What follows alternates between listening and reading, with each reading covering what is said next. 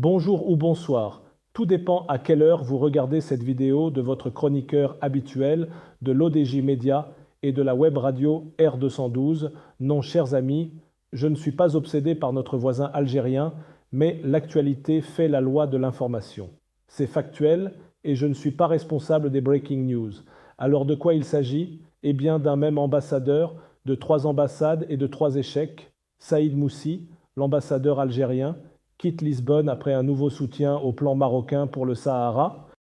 Il y a bien aujourd'hui un ambassadeur qui porte malheur à l'Algérie, son Excellence M. Saïd Moussi, pour ne pas le citer comme on dit. Il devait représenter l'Algérie à l'étranger. Il est en train d'en devenir le plus célèbre déménageur diplomatique. Après Madrid, après Paris, voici Lisbonne. Le scénario se répète une fois encore pour Saïd Moussi, l'ambassadeur algérien, contraint de plier bagages suite à un soutien officiel de plus à l'initiative marocaine d'autonomie pour le Sahara. À croire que ce diplomate ne porte pas chance aux positions de son pays. Saïd Moussi n'est pas un ambassadeur comme les autres. C'est un diplomate à la valise facile.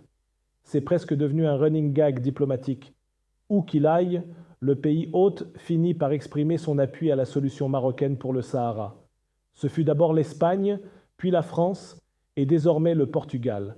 Chaque fois, l'Algérie crie à la trahison et rappelle son ambassadeur. Et chaque fois, c'est Saïd Moussi qui se retrouve au mauvais endroit, au mauvais moment. La scène devient si familière qu'on pourrait imaginer un carton en guise de blason sur son uniforme, la diplomatie par la boîte en carton. Hashtag tendance chez les internautes algériens et marocains. Le cas portugais est le dernier d'une série croissante de reconnaissance de la solution d'autonomie proposée par Rabat. Lisbonne l'a annoncé officiellement hier. Le Portugal considère le plan d'autonomie marocain comme la base la plus sérieuse, crédible et réaliste pour parvenir à une solution aux différends du Sahara. Une position diplomatique forte, alignée sur celle déjà exprimée par l'Espagne, les États-Unis, les Émirats ou encore l'Allemagne. Le tout aux grandes dames d'Alger qui continuent d'agiter la carte du référendum d'autodétermination dans un monde qui a, semble-t-il, changé de grammaire géopolitique. S'il fallait un surnom à Saïd Moussi, certains le surnommeraient Monsieur Déjà-vu ou encore l'ambassadeur de la malchance. Les 3 pays dans lesquels il a été envoyé ont tous fini par soutenir le Maroc, et chaque mission diplomatique s'achève de la même manière, dans un silence gêné, une valise bouclée et un billet de retour pour Alger. Il serait injuste d'accuser cet homme seul de faire basculer des décennies de positionnement diplomatique, mais le clin d'œil ironique de l'histoire est trop tentant. L'humour populaire s'en empare. Envoyez-le en Antarctique, au moins les pingouins n'ont pas d'avis sur le Sahara. Ironie finale de ce théâtre diplomatique, sur les réseaux sociaux, un internaute propose avec sarcasme d'envoyer Saïd Moussi en Antarctique. Argument: au moins là-bas, il n'y aura pas de revirement de position sur le Sahara, et les manchots n'ont pas de ministère des Affaires étrangères. Mais l'Algérie le rappellera-t-elle quand même si un pingouin brandit un petit drapeau marocain en carton? Ce feuilleton révèle bien plus que l'infortune d'un diplomate. Il illustre une tendance lourde.